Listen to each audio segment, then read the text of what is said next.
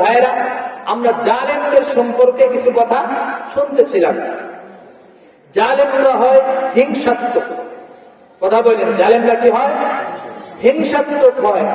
তারা কখনো তার থেকে ভালো কেউকে দেখতে পারে না, সইতে পারে না। ঠিক কি ঠিক না?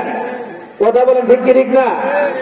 আল্লাহ পাক বলেন যে যারা জালেম, জুলুম করছে, অত্যাচার করছে, আমার স্বাধীন বান্দাগুলোকে নির্মম ভাবে তারা অত্যাচার করছে, জুলুম করছে, হত্যা করছে, নিপীড়ন করছে।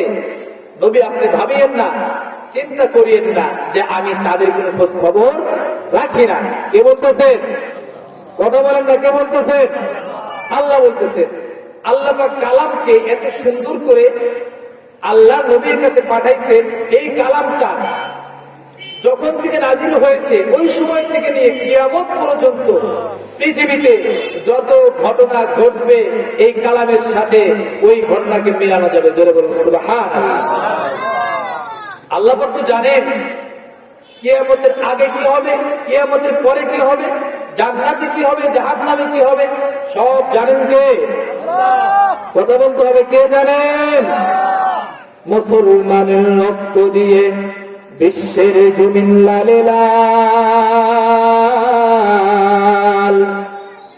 মুসলমানের রক্ত দিয়ে বিশ্বের জমিন লালে লাল।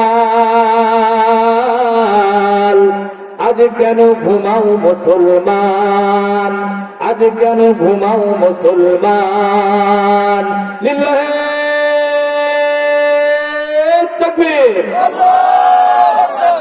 লিল্লাহে তাকবীর, লিল্লাহে তাকবীর। আল কোরআনের আলো, আল হাদিসের আলো, লিল্লাহে